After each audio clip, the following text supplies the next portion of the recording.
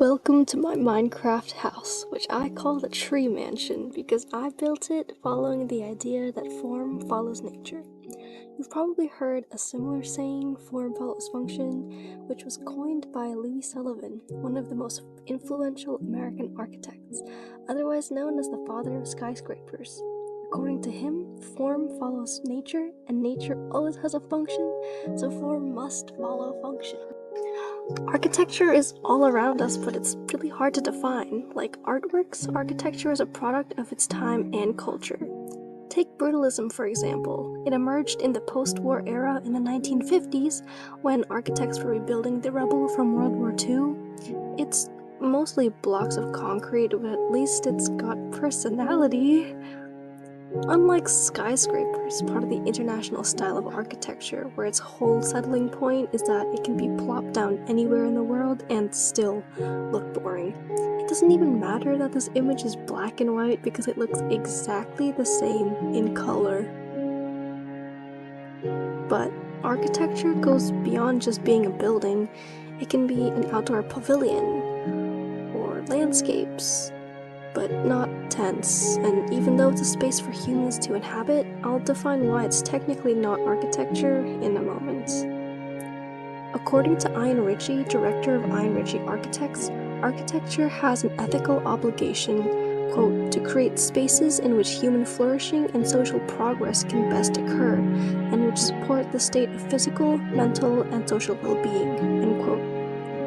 This is cool and all, but it gets really weird with a set definition since structures like tents blur the line between what is and is not architecture. For the sake of this argument, the term architecture is only going to refer to permanent or semi-permanent man-made spaces that are built with the intention to be experienced by one or more living beings.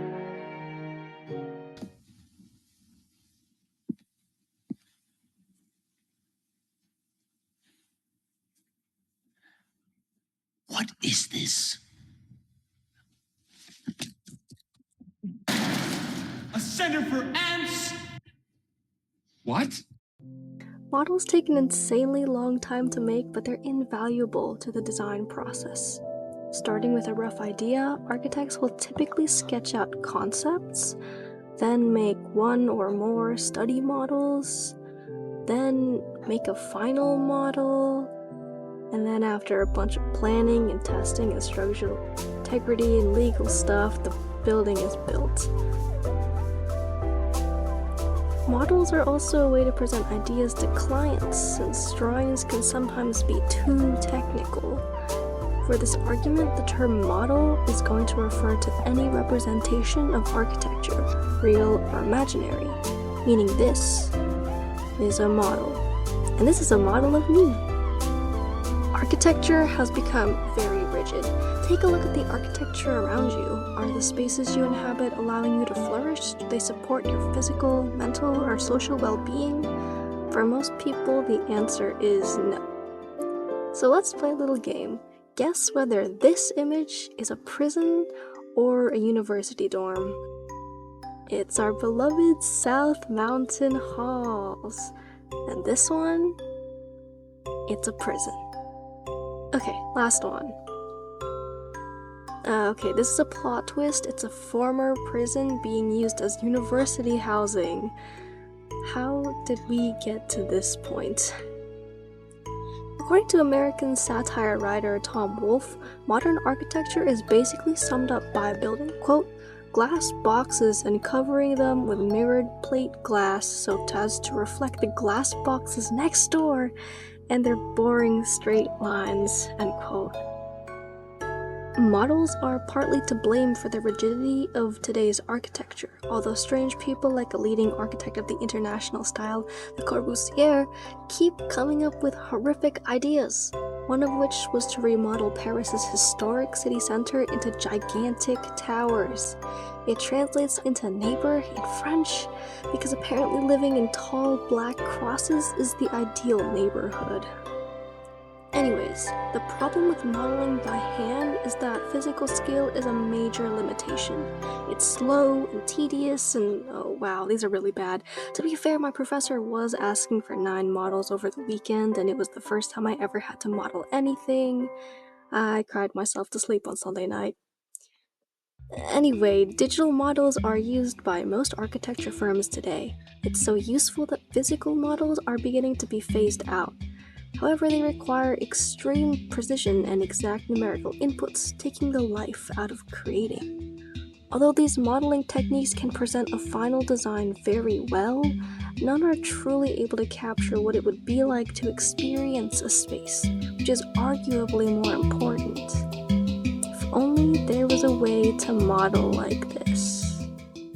Minecraft. Minecraft. The Minecraft. What Minecraft? What Minecraft? Minecraft is a first-person survivalist sandbox game where you can do anything your heart desires.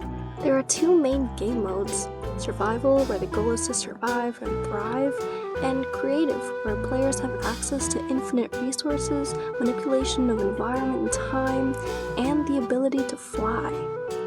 There are many different aspects to Minecraft, like exploring, farming, hoarding, or witchcraft.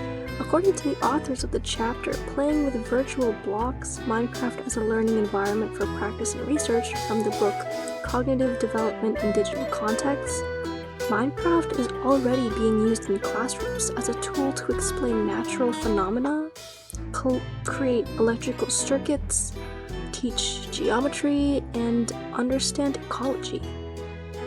Minecraft's lack of restrictions gives it a lot of potential in architectural design and is able to provide a solution to some of the problems with existing model making, so it should be considered a legitimate model making medium. Minecraft is known for its iconic cubic meter block. Everything has set dimensions, including the player's avatar. Scale is built into the game, so you know exactly how large a space is and gauge how it feels. Understanding scale is an incredibly important part of architecture, and it's difficult to experience a space at a human level when creating or presenting a physical or digital model. Although architectural models are most often used to understand the structure or design, it should also be used to understand how humans fit into it. Minecraft's scale also provides good estimates on how to size affordances in a structure. Affordances, according to James Gibson's theory of affordances, are objects that humans and other animals inherently understand how to interact with. They are, quote, stand-onable or sit-onable, or bump-onable, or get underneathable, or climb-onable, or fall-offable, end quote, and so on. Existing methods of model making just don't allow architects to experience the affordances that they design until it's built, making the process slower and more inefficient. However, the player's scale within Minecraft creates enough freedom and limitations to movement so that one can begin to understand how affordances within architecture influence the way the space is experienced by humans. The Minecraft community is a very creative group of people. They're able to achieve impressive feats like a walking house because of how simple the game can be. Anyone who plays Minecraft will quickly figure out how to build. Whether or not their structure looks good has very little to do with technical skill, allowing the player's imagination to be the limit rather than how proficient they are in the model making medium. According to the article, Construing Artistic Imagery, an alternative approach to creative block from the international artistic journal, Leonardo, creative block can occur when there is a, quote, an incomplete match between the artist's image and the medium chosen for its expression, end quote. Creative block is a feeling akin to being burnt out, which hinders the design process significantly. It can also discourage an artist from continuing their craft, although usually only temporarily. However, using Minecraft to create models can mitigate the chances of creative block due to the simplicity of building within the game. Although Minecraft's simple gameplay makes it an accessible medium, there are also thousands of user-created modifications that can help create models. These modifications, or mods for short, can be super technical, allowing players to create more complex electrical circuits, or even straight up code whatever they want into the game.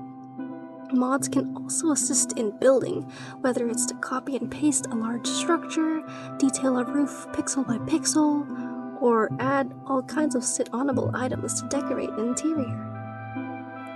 Minecraft's creators have embraced the community's additions, facilitating the development of user-made games and interactive storylines.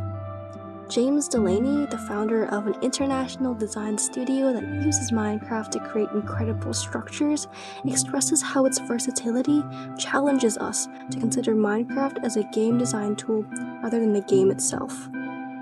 Essentially, turning Minecraft into a computer-aided design program. Even though Minecraft wasn't created for the purpose of modeling architecture, the possibilities from its simple gameplay and nearly limitless user modifications that have been made give it the very real potential to do so. Trees. Lots of trees. I will punch one of them in a second, but right now I kinda just wanna have a look around and see what the world looks like.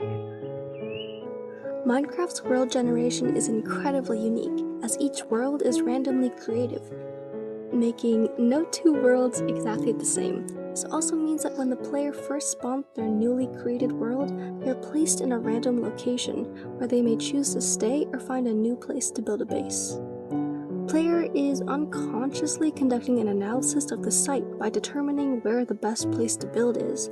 In addition, the structure they build will automatically reflect the environment it's in, since the most convenient materials are from the surrounding area.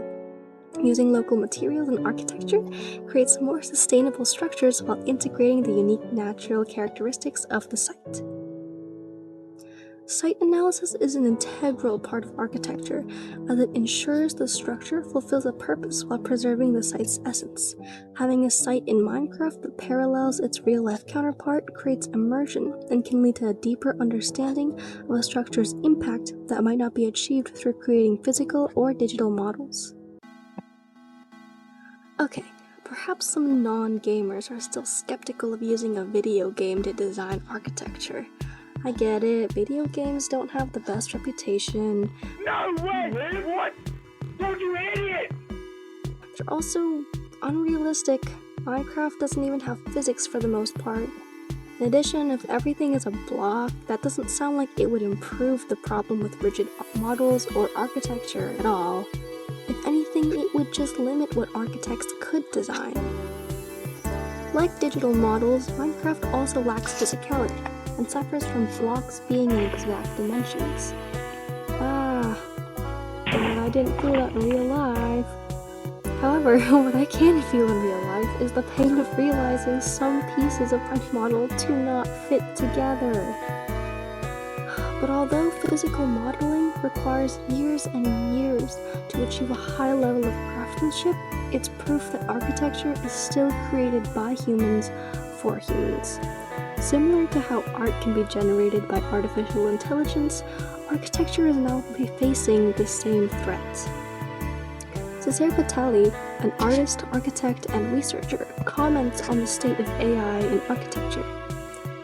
The reality converted into a trace or genome of itself, which, because of the astonishing capacity and speed that AI has in processing anything, is reconstructed and regenerated from within, with its own internal traces freely chosen by the prompt's author. The result is a reality that is historical and metahistorical, real and unreal, utopic and dystopic, but always possible, and ultimately realizable, even for those extremely complex and imaginative architectural configurations that AI can deliver. In a world where digital technology has become so advanced that we can no longer distinguish between the creations of humans and AI, being able to create something with your own two hands is part of architecture that we should emphasize. If architecture has become too rigid, then perhaps the best way to come up with a solution is by reconnecting with the natural world from the people around us instead of using another digital medium, and even less so a video game consisting entirely of cubic meter blocks. Despite how upsetting it is to know AI is generating architectural forms, it's simply not fair to consider Minecraft as nothing more than just a video game. For example, every single piece of music in this video is taken from in-game audio. These pieces are iconic and nostalgic, creating an emotional response within players as they recall their fond memories of Minecraft, akin to how one would recall their pleasant childhood memories. In addition, by presenting Minecraft as a solution to rigid architecture, I am not suggesting we shift the emphasis to model making to digital mediums. As an artist and an architecture student, it's important to me that both practices stay completely human-made, no matter how unlikely it may be. Creating physical models, although difficult and time-consuming, is worth it. However, the fact that Minecraft is considered a game is what allows it to foster creativity without pressure, like using crayons instead of oil paint to create artwork. Crayons are associated with babies, while oil paint is associated with the masters of art. And in terms of architecture, I'm still a baby. It's clear to anyone how unrealistic Minecraft can be. The player can build underwater, or tunnel into mountains, or create a floating house. But it's been done in real life too. Minecraft is a parallel to our world, and the possibilities in both of these worlds are limitless. Although Minecraft is essentially made of cubes, this restraint lessens the fear of creating something that doesn't meet your expectations.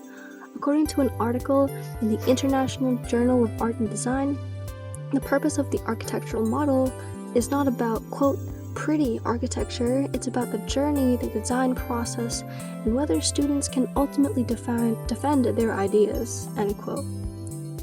Minecraft would serve as an intermediate step to formulate ideas in a loose manner, as if one were sketching in 3D.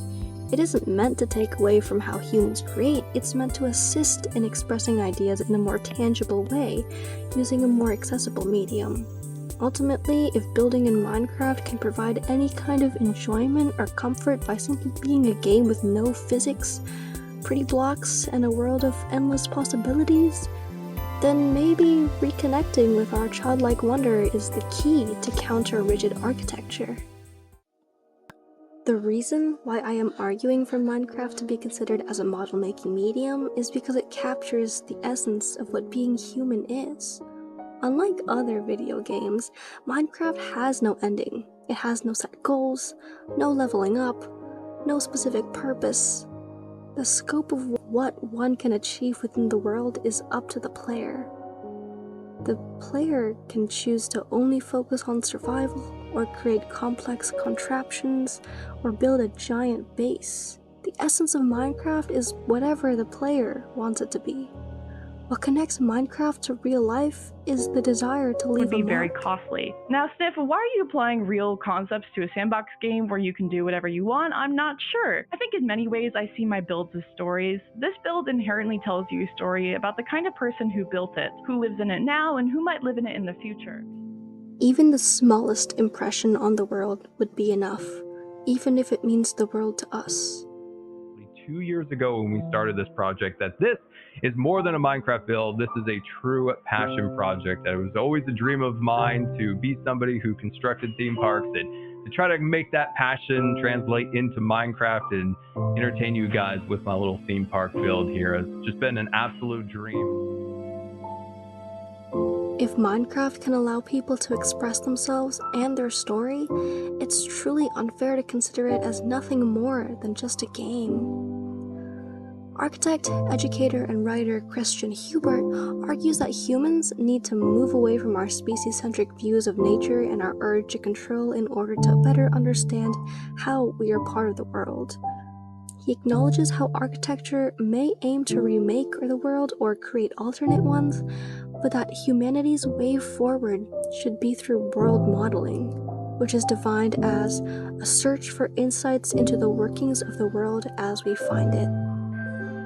Architecture should reflect its time and culture, But it's not simply a reflection of the world around us. It's an expression of how the architect experiences the world, and so it becomes an extension of humanity within the greater scope of nature. And what better way to model our insights of the world in a blocky yet vibrant replica of ours?